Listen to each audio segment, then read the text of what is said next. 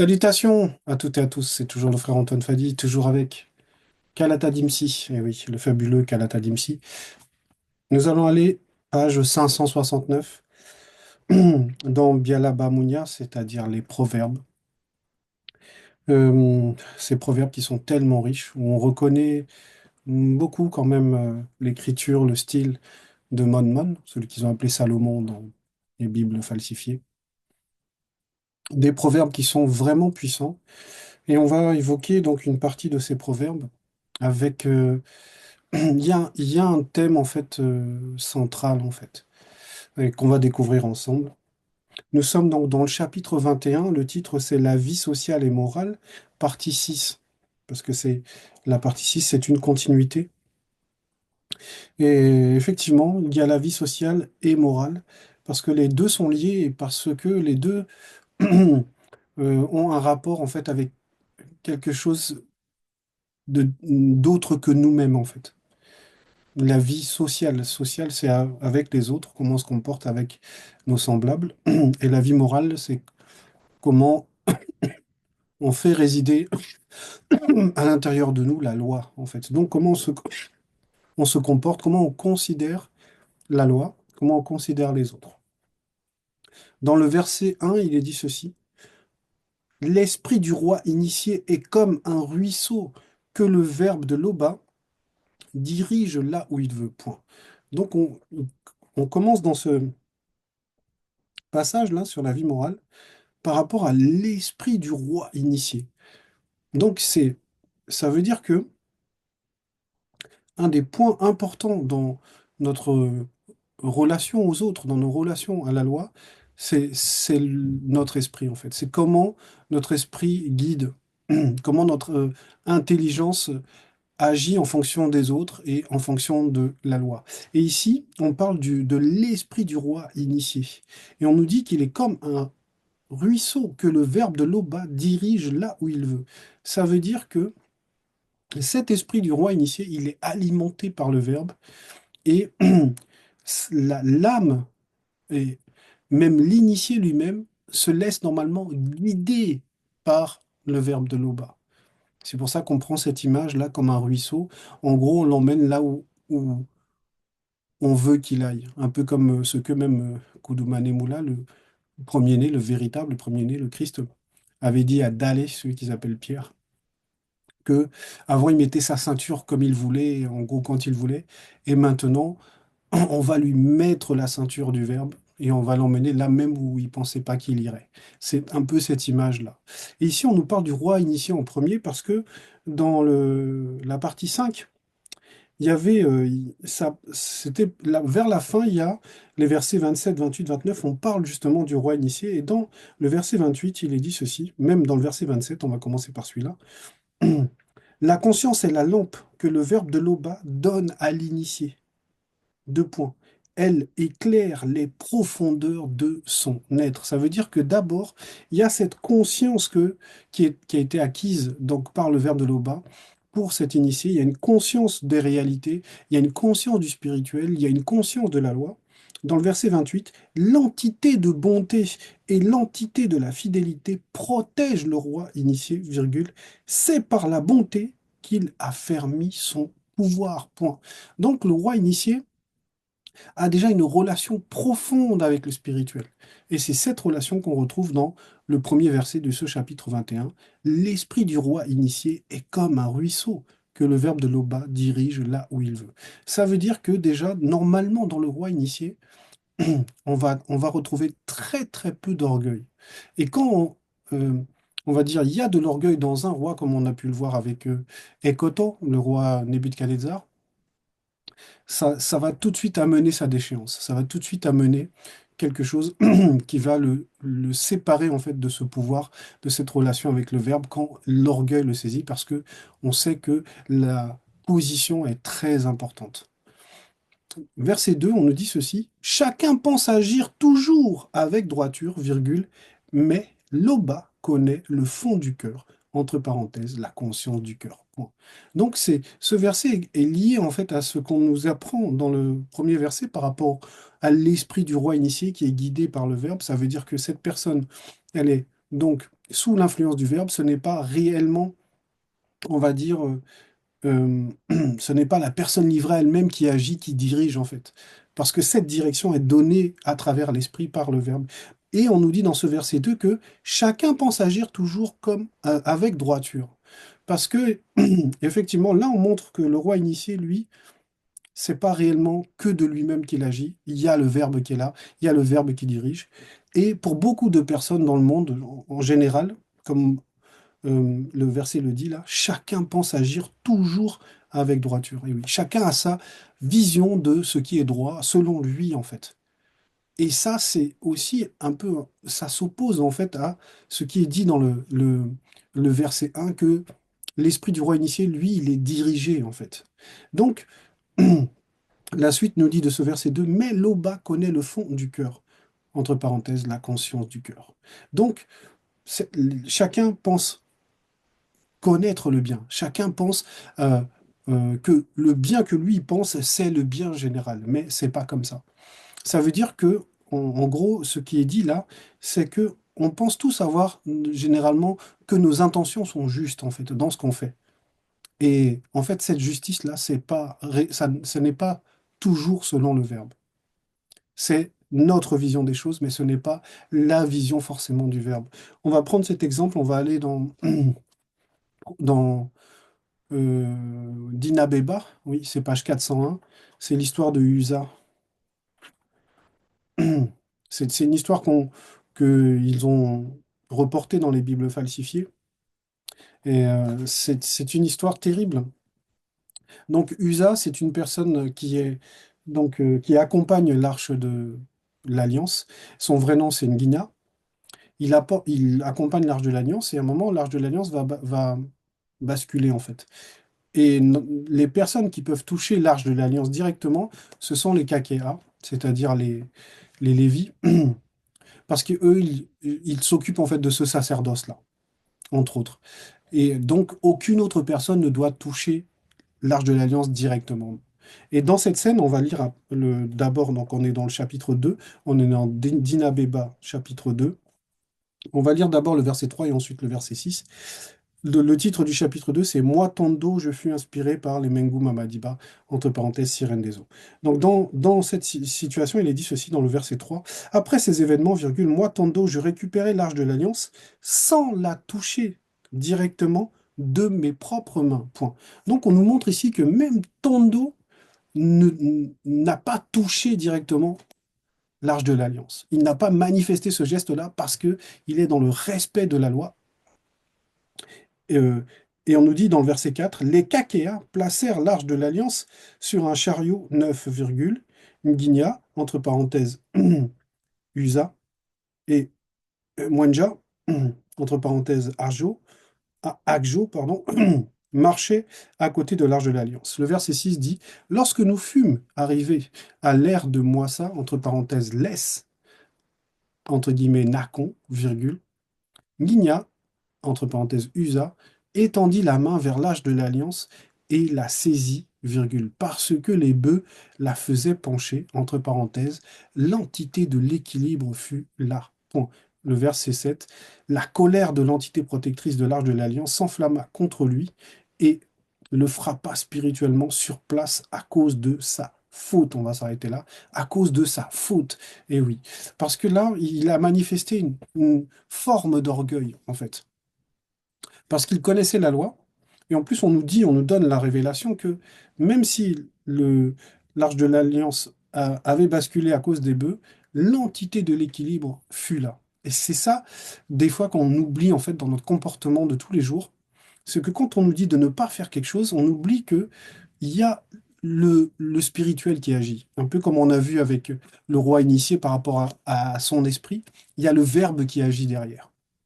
Donc, cet exemple-là, c'est bien pour qu'on chacun, comme il a été dit dans le verset 2 donc, du chapitre 21 de Bialabamunia, chacun pense agir toujours avec droiture. Donc lui, il pensait faire le bien, il pensait faire une bonne chose, mais c'est par orgueil qu'il y a eu ce geste aussi. C'est pour ça que quand on nous donne des lois, en fait, il n'y a pas à tourner la loi dans un sens, etc. Il y a juste à la respecter. à respecter cela, parce que sinon, on rentre dans une forme d'orgueil, et comme on a pu le voir avec Usa, il en est mort, donc on peut châtier en fait la personne. Verset 3, une conduite juste et équitable, entre parenthèses, selon le verbe, a plus de prix pour le verbe de Loba que des œuvres de l'insensé. Point. Et oui, ça veut dire que le verbe donne une valeur aux vertus, en fait, à l'impartialité. Quand on nous parle de justice et d'équité, une conduite juste et équitable, on parle en fait de vertu et d'impartialité. C'est exactement ce qu'on doit apprendre des entités, la vertu et l'impartialité. Donc ça a énormément de valeur pour le verbe. C'est ça qui compte réellement, plutôt que toutes les œuvres qu'on peut voir, tout ce que les gens peuvent imaginer, penser, réagir, voilà, ce qui reste insensé pour le verbe. Verset 4. Le regard hautain et l'esprit orgueilleux, virgule, voilà ce qui manifeste le péché des méchants. Point. Donc là, on rentre effectivement dans ces quatre premiers versets-là. On a découvert déjà de quoi il s'agit en fait. Cette notion-là, très forte et qui nous concerne tous en réalité, l'orgueil. On nous dit ici le regard hautain. Donc en gros, l'orgueil va se manifester même sur le visage, même sur la façon de regarder. Pourquoi? Parce que comme on avait vu tout à l'heure, la vie sociale et morale, c'est comment on considère les autres et comment on considère la loi. Et le regard, c'est la considération, c'est l'observation, c'est aussi la considération, et c'est par le regard aussi qu'il y a une forme de jugement. On nous dit ici que le regard hautain, donc quelqu'un qui pense qu'il est supérieur aux autres, qu'il a il a cette fierté démesurée de penser qu'il vaut mieux que les autres, qu'il vaut plus que les autres. Alors que dans le verset 3, on nous a expliqué que c'est une conduite juste et équitable qui a réellement de la valeur, puisque c'est ce que le verbe considère. Donc, le regard hautain est l'esprit orgueilleux. C'est pour ça que on nous a dit dans le verset, le premier verset du chapitre 21, l'esprit du roi initié. Donc, en gros, il n'y a pas d'orgueil normalement dans l'esprit du roi initié. Mais là, on nous explique que l'esprit qui est orgueilleux, c'est cette partie-là de notre être qui manifeste l'intelligence. S'il est enflé d'orgueil, en gros, c'est ça qui le condamne, puisqu'on nous dit dans la suite, voilà ce qui manifeste le péché des méchants. Donc les méchants, c'est ça, en réalité, c'est ça qui les condamne. C'est cet orgueil de résister à la loi, cet orgueil de vouloir défier la loi, cet orgueil de vouloir violer la loi, cet orgueil de ne pas se considérer à la même hauteur que les autres, en fait, vouloir être au-dessus des autres. C'est ce qui fait le méchant. Verset 5, celui qui s'applique à élaborer des plans connaîtra l'abondance, virgule, celui qui agit précipitamment connaîtra la disette. Point. Donc on nous explique que tout ce qui doit se faire avec sagesse, avec intelligence, doit être préparé.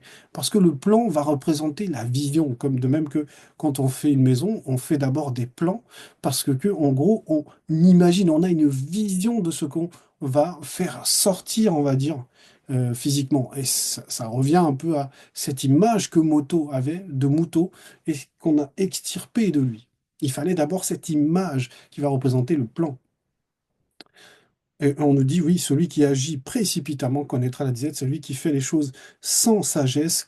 Précipitamment, ça veut dire que, en gros, il ne s'est pas préparé. De même que tu fais, tu veux faire un match, tu fais pas d'échauffement, ben, tu vas aller dans la précipitation et tu risques de te faire blesser et même de perdre le match, de louper ce que tu devais faire, en fait. Verset 6, s'efforcer d'acquérir la richesse par le mensonge, virgule, c'est obtenir de la fumée de la part des gens qui cherchent la mort. Point. Ah, là, oui, c'est un sujet toujours lié à l'orgueil, hein, parce que acquérir de la richesse, c'est ce que beaucoup de gens, c'est ce qu'on voudrait en fait. Pourquoi? Parce que la richesse va permettre d'être à l'aise. Mais maintenant, à quel prix on veut acquérir cette richesse? Parce que là, on nous dit par le mensonge, qui est le contraire de la vérité. Et ça, en gros, c'est la mauvaise voie. C'est pas par là qu'on doit passer. Parce que ça, c'est ce qui amène à la condamnation. Donc, ce qu'on pensait être richesse, au final, c'est la pauvreté, c'est la disqualification.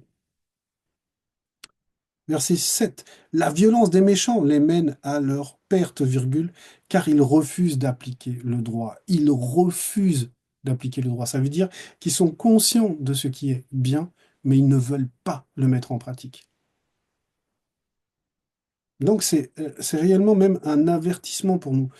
La violence des méchants, c'est le fait qu'ils violent la loi. C'est aussi le fait qu'ils sont violents, qu'ils sont mauvais, qu'ils aiment faire le mal, mais c'est le fait se, de se rebeller à la loi, c'est ce qu'on nous dit, hein, car ils refusent d'appliquer le droit. Verset 8, les criminels suivent des voies tortueuses, virgule, mais les honnêtes gens ont une conduite droite. Point. Et oui, donc il y a deux camps, il y a deux choses qui vont s'opposer, il y a deux chemins. Il y a le chemin qui mène à la perdition et le chemin qui mène au salut. La droiture contre la voie tortueuse. Verset 9, mieux vaut vivre au coin d'un toit que partager sa maison avec une femme querelleuse. Point. Querelleuse. Donc là, c'est une des fois là, parce qu'il va y avoir une autre fois encore, où Monmouth va parler de ce qui est important pour l'homme. Parce que cette notion-là de femme querelleuse, c'est parce que la femme est tellement importante pour l'homme. L'homme identifie son bonheur à la femme, à la présence de la femme, au corps de la femme, à la joie d'aimer cette femme, de la chérir, etc. Et quand quelque chose qui représente un peu ton trésor te devient un fardeau, là c'est très très très difficile. Ça fait énormément de peine à l'homme. C'est ce qui est dit ici. Mieux vaut vivre au coin d'un toit que partager sa maison avec une femme querelleuse. Une femme querelleuse, c'est une femme qui est orgueilleuse, qui a aussi de l'orgueil. Donc on nous présente maintenant une autre forme d'orgueil. Eh oui, c'est cet orgueil qui va mener à la querelle, cet orgueil qui va mener à la dispute, à la séparation, à la frustration. Parce que l'homme, ce qu'il cherche d'abord, c'est l'union avec la femme. Et la femme qui amène une querelle, c'est une femme qui cherche la séparation. Donc il y a une forme d'orgueil par rapport à la loi toujours, puisque la loi, c'est l'union, c'est le fait de s'unir, c'est le fait d'être attaché. Verset 10. De tout son être, virgule, l'homme malveillant désire faire du mal, et il n'épargne même pas son ami. Point. On voit à quel niveau, là, l'orgueil peut se manifester dans une personne qui est mauvaise. Même l'amitié n'a pas de raison d'être pour lui si ça l'empêche de faire du mal. Donc, il va préférer faire du mal, même si c'est son ami, peu importe, il va préférer assouvir cette méchanceté en lui. Et c'est toujours une forme d'orgueil, parce qu'on l'a vu, c'est des relations de vie sociale et morale. Donc il va préférer laisser l'amitié et agir méchamment que de prendre soin de se remettre en question parce qu'il y a l'amitié, il y a le lien. Ce lien-là, pour le méchant, a moins de valeur que la méchanceté. J'ai vu un film récemment, là, où c'était un trafiquant de drogue. Et ce trafiquant de drogue, il a un de ses sbires, là, un de ses seconds, et ils sont en train de jouer au billard. Et le, le second, là, en fait, bat le chef trafiquant au billard, en fait. Il est plus fort que lui, il gagne la partie, et comme ils avaient parié de l'argent, il récupère l'argent. Et le chef méchant, là, tellement il est mauvais, en fait, pendant que l'autre est en train de prendre les billets, le chef prend un pistolet et vient lui mettre là, sur la tête comme ça. Et il lui dit alors, ça te fait plaisir de me voler mon argent, etc. Et tout. Et on voit la vraie nature de ce chef de gang, de ce véritable méchant. C'est-à-dire que même ses bras droits, pour lui, quand il s'agit de les punir, quand il s'agit de faire le mal, quand il s'agit de leur faire peur, alors que c'est injustifié, puisque l'autre avait gagné légitimement la partie de jeu, eh ben, il va en profiter pour faire encore le mal. Verset 10, non, verset 11, pardon. La punition de l'insolent est une leçon de sagesse pour l'ignorant, virgule. Ça, c'est important. La punition de l'insolent est une leçon de sagesse pour l'ignorant. Ça veut dire que l'insolent, lui, il faut le punir. Et l'ignorant, c'est ce qui montre en fait une forme de sagesse. C'est un châtiment, en fait. La punition de l'insolent est une leçon de sagesse pour l'ignorant, virgule. Tandis que le sage, connu, acquiert de l'expérience par l'enseignement qu'il reçoit. Donc le sage, lui, se nourrit de l'enseignement, mais l'ignorant ou même l'insolent sont, eux, se nourrissent en fait de la punition, de la fermeté en fait. Verset 12.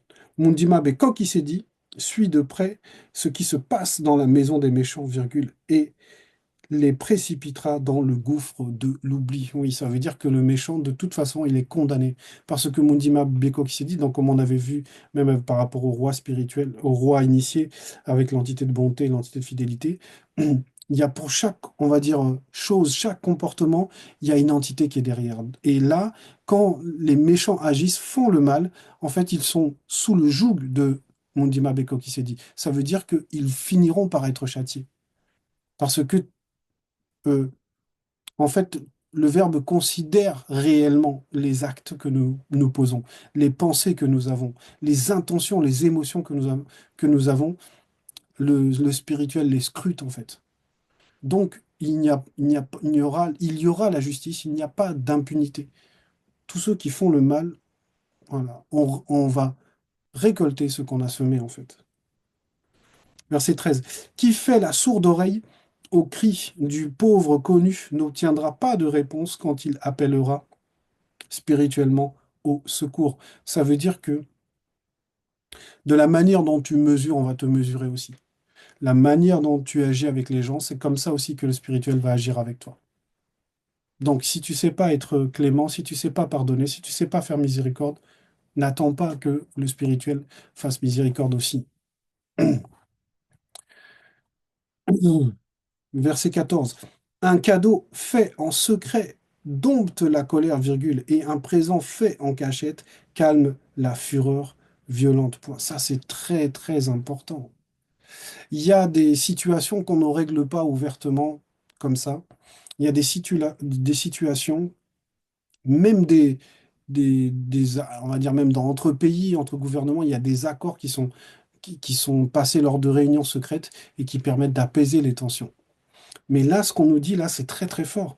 Un cadeau fait en secret dompte la colère.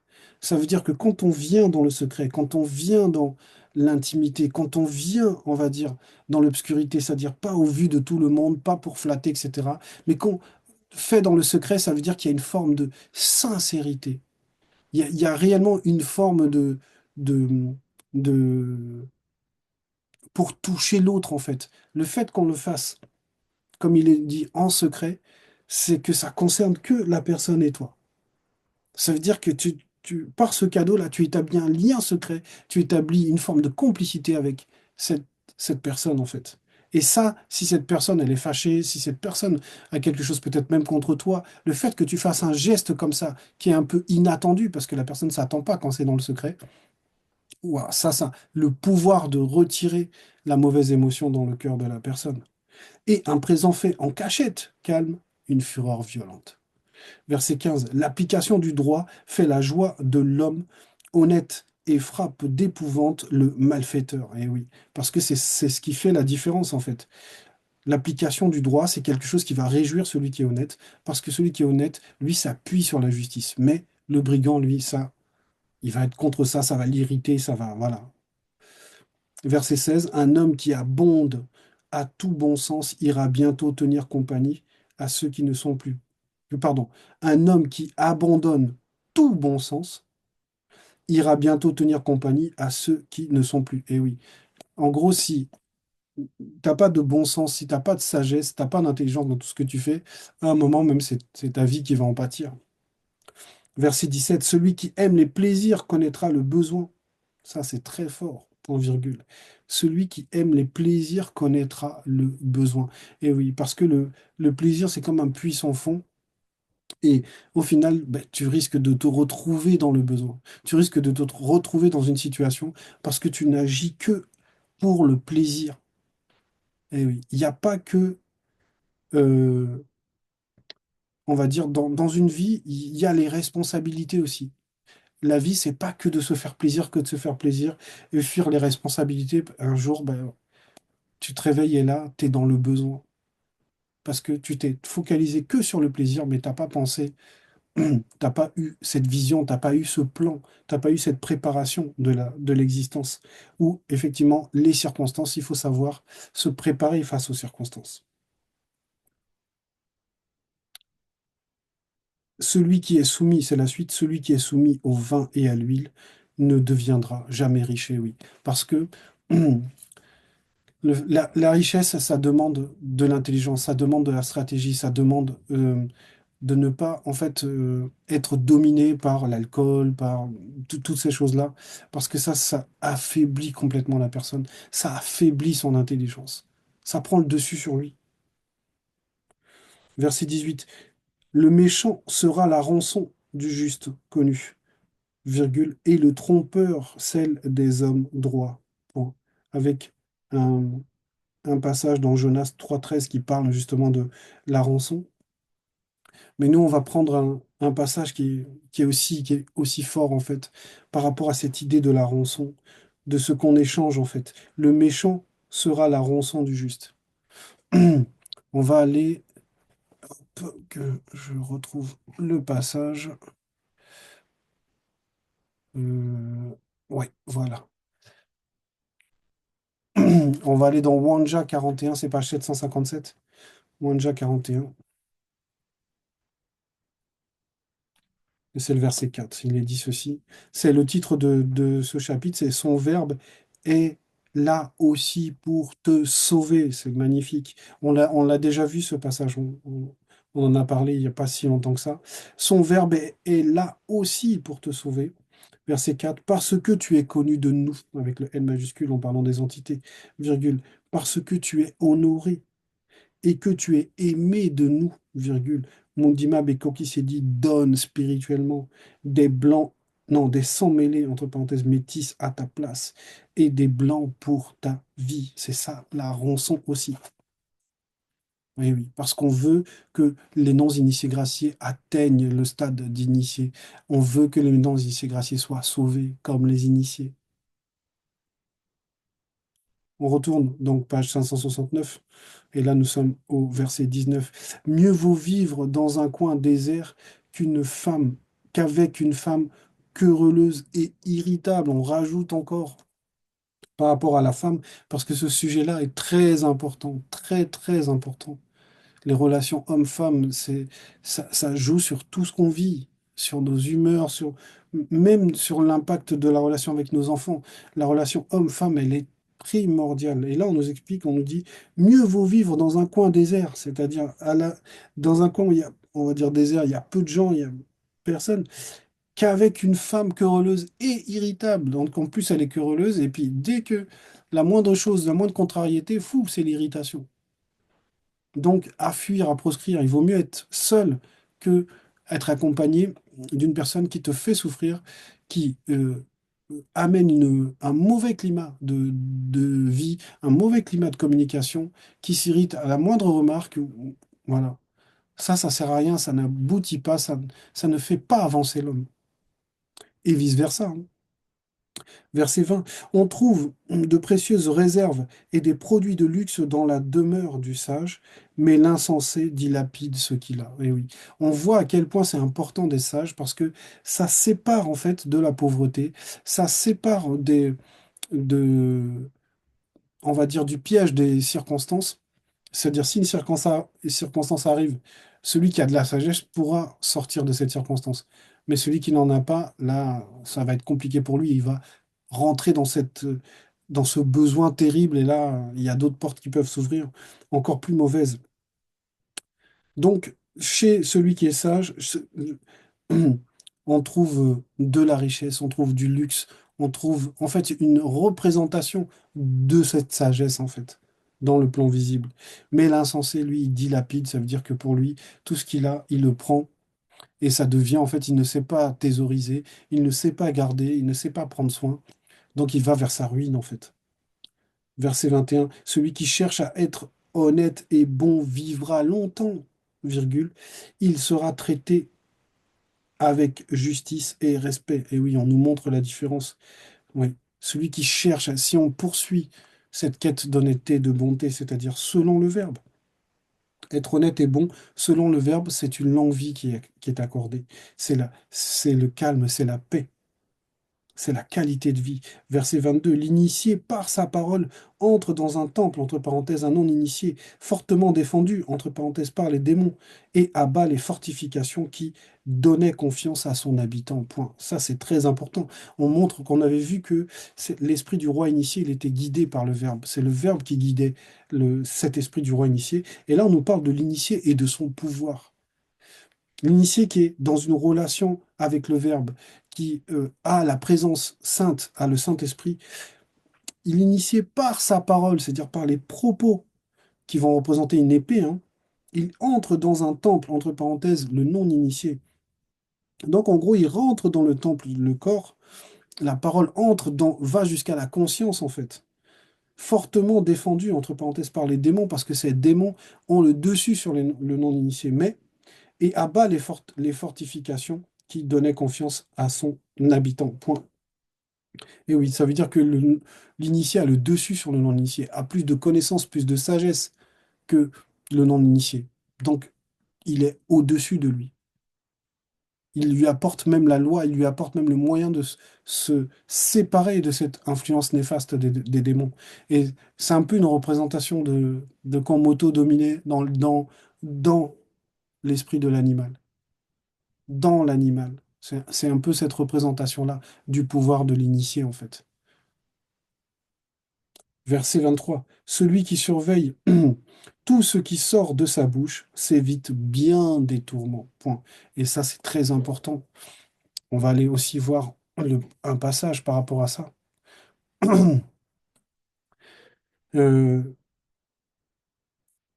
on était, oui, là, c'était le verset 23. Celui qui surveille tout ce qui sort de sa bouche s'évite bien des tourments parce que la parole qui sort de notre bouche, ça, c'est la clé, en fait. Ça, c'est vraiment très important. On va aller voir. On va aller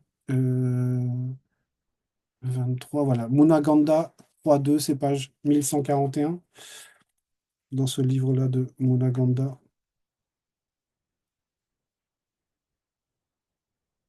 1141, où il est dit ceci. Nous sommes dans le chapitre 3 et nous sommes dans le verset 2. Le titre, c'est la parole. Donc, dans le livre de Munaganda, c'est-à-dire Jacques, appelle à la conscience connue. Plusieurs virgules, en effet, commettent des écarts, entre parenthèses, abus, virgule, erreur, virgule, aberration, bourde, égarement, déviation, point. Si quelqu'un ne commet pas d'écart quand il parle, virgule, c'est un homme parfait, virgule, capable de maîtriser son corps tout entier, entre parenthèses, ne pas se laisser entraîner vers la perdition. Donc c'est toujours ça, une facette de l'initié.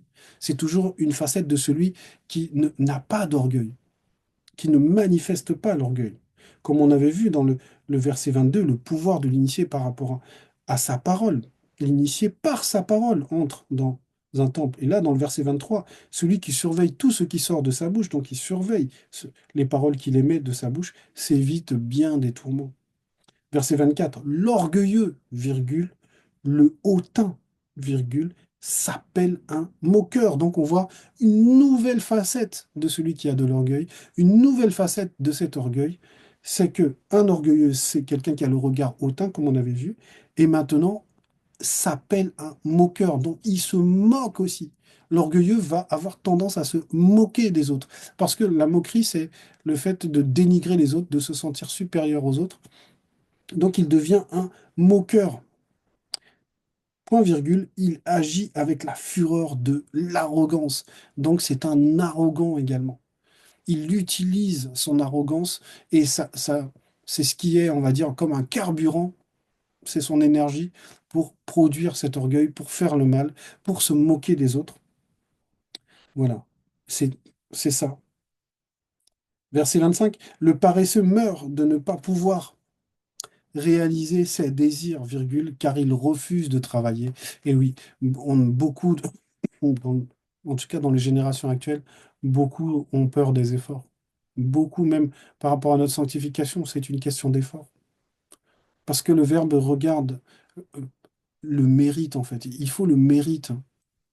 Donc, c'est nos efforts, en fait, qui nous aident. Bien sûr, c'est pas de nous-mêmes, hein, c'est toujours le verbe qui permet cela, mais il y a une partie qui nous est, on va dire, réservée, c'est cette intention. Ce sont ces efforts réels que nous faisons. Ça compte vraiment. Verset 26, il passe son temps à convoiter, virgule, alors que l'homme juste donne avec joie. L'homme juste a le pouvoir de donner. Lui, il n'est pas dans la convoitise, il n'est pas dans cela. Il a le pouvoir de donner et il donne avec joie, c'est-à-dire il donne avec sincérité de cœur. C'est quelqu'un que quand il donne, c'est sincère en fait. Ça, c'est l'homme juste. Verset 27. Les méchants rendent leurs œuvres d'autant plus détestables qu'ils les font avec de mauvaises intentions afin de nuire. Point. Donc ça veut dire que les méchants, même quand ils agissent, le verbe connaît leurs intentions. Donc leurs intentions les condamnent déjà avant même qu'ils fassent le mal. Ils ont déjà l'intention mauvaise. Et là, c'est terrible. Ça veut dire qu'il n'y a pas d'échappatoire pour eux. C'est la condamnation. Parce que là, avant même de commettre l'acte, l'intention est déjà mauvaise. Moi, je discutais avec une femme qui est dans une religion, là. On parlait justement de l'intention. Et elle me disait que l'intention, ça n'existe que pour les bonnes choses. Quand tu as l'intention d'aider quelqu'un et que bon, ça peut pas se faire, ben, leur Dieu, là, c'est ça qui va retenir. Et je lui disais, mais pour tout ce qui est négatif, quand tu as l'intention d'aller tuer quelqu'un et que tu étais empêché parce que là où tu pensais trouver la personne, tu l'as pas trouvé, ça compte pas. Elle disait que ça compte pas. Vous voyez le délire, en fait, de comment les autres raisonnent. Voilà, l'absence de justice. Vous vous rendez compte de, en fait, ça n'a même pas de sens de dire que pour les choses positives, l'intention va compter, mais pour ce qui est négatif, l'intention va pas compter. Tu décides t'as envie de violer une fille, mais bon, tu n'y arrives pas parce que t'as pas l'occasion, voilà, tout ça. Mais l'intention, ça compte pas, quoi. Mais par contre, si tu as l'intention de faire le bien, d'aider ton voisin ou ta voisine à porter des courses, ça va compter. Vous voyez, il n'y a pas de justice, en fait. Verset 28. Le témoignage d'un menteur sera condamné. Virgule, l'homme qui sait écouter peut parler de façon décisive. Oui. Donc le témoignage d'un menteur, ça on ne le retiendra pas. Parce que sa nature de menteur fait que son témoignage n'est pas recevable. Pour que le témoignage soit recevable, il faut être dans la vérité. C'est pour ça que tous ceux qui viennent et qui racontent, qui se donnent des titres, qui ont eu des visions, ils viennent raconter leurs visions, qu'ils ont été enlevés par les extraterrestres, qu'ils ont vu Jésus, etc. Tout ça, là, ce sont des menteurs, leur témoignage est irrecevable. L'homme qui sait écouter peut parler de façon décisive parce que celui qui sait écouter, lui, sera réellement un véritable témoin. Parce que c'est ce qu'on nous demande en fait dans le verbe, de savoir d'abord écouter pour mettre en pratique. Il faut écouter. Écouter veut dire accepter, veut dire accepter de recevoir, d'héberger. Et lui peut parler de façon décisive parce que le fait qu'il ait écouté, il va en tirer une analyse et ce qui va sortir de sa bouche sera de la sagesse par rapport à ce qu'il a écouté. Verset 29. L'homme malfaisant prend un air hautain. Point. Un homme droit est sûr de sa conduite. Ça veut dire que peu importe si les gens pensent que lui, il est hautain, etc. Celui qui est droit, celui qui est sûr on va dire, celui qui est droit, qui marche selon le verbe, qui marche dans la justice du verbe, lui, il est sûr de sa conduite. En gros, il sait que s'il a des comptes à rendre, c'est au verbe. Ce que les gens pensent, lui, ça l'intéresse pas. Parce que lui, ce qui compte, c'est sa fidélité au verbe. Verset 30. Il n'y a ni sagesse, virgule, ni intelligence, virgule, ni conseil, virgule, pour résister au verbe de l'Oba. Et oui, c'est le verbe qui est au contrôle de tout. Et ça veut dire que peu importe qui tu es, tu es Einstein, peu importe qui tu es, tu penses que tu es intelligent, tout ça, le jour du jugement, tu peux pas te justifier. Personne ne peut se justifier. Le verbe connaît l'intention profonde même du cœur de chacun. Donc on ne peut pas se justifier. Verset 31, on s'équipe spirituellement pour le jour du combat, virgule, mais c'est le verbe de l'Oba qui donne la victoire. Et on fait, on va dire, un peu la boucle par rapport au début de ce verset, de ce chapitre 21. C'est, ça, c'est la marque de l'humilité. Certes, tu vas combattre, certes, tu vas euh, aider, on va dire, des personnes à accepter le verbe, tu vas prêcher, tu vas faire des exhortations, etc. et tout, mais c'est le verbe qui donne la victoire. C'est le verbe qui permet que la personne soit délivrée. C'est le verbe qui sonde. C'est le verbe qui fait, on va dire tout. Nous, on accepte d'être utilisé. C'est tout. Voilà, c'était le message. Moi, ce passage-là, ça m'a vraiment questionné sur mon manque d'humilité, en fait. Je me suis rendu compte depuis là, un an, peut-être un an et demi, un peu plus, que il y a un orgueil qui s'est réveillé en moi et cette exhortation m'a permis justement de reméditer, de comprendre d'où ça venait, qu'est-ce que j'avais manifesté dans mes différentes relations avec les frères et sœurs, que ça soit par rapport dans la musique, que ça soit par rapport même au gîte, etc. Et ce que j'avais manifesté comme comportement, etc. J'ai vu que j'avais un orgueil, en fait, que cet orgueil se manifestait. Et cet orgueil m'éloignait de cet amour euh, primaire, on va dire, cet amour originel que j'avais pour le Verbe. Et c'est très délicat parce que l'orgueil a cette capacité à, à prendre une apparence, en fait. Un peu comme le jadis prend l'apparence de Mouta Teddy. L'orgueil peut prendre l'apparence de l'humilité, peut prendre l'apparence de la sympathie, peut même prendre l'apparence de l'écoute, mais en réalité, au fond du cœur, on sait quand on est orgueilleux. Et moi, ça, je l'ai enfin accepté, j'ai enfin vu effectivement que je manquais d'humilité, que j'avais eu des comportements orgueilleux. Et cette exhortation, moi, personnellement, m'aide beaucoup et m'a beaucoup aidé. Donc, c'est le message vraiment principal. L'humilité, c'est très, très important. Vraiment, l'orgueil se cache dans plein de petites choses, à chacun de savoir exactement qu'est-ce qui l'anime et d'être droit dans son cœur, c'est-à-dire fidèle au verbe de Loba. Loba est toujours glorifié, ainsi soit-il.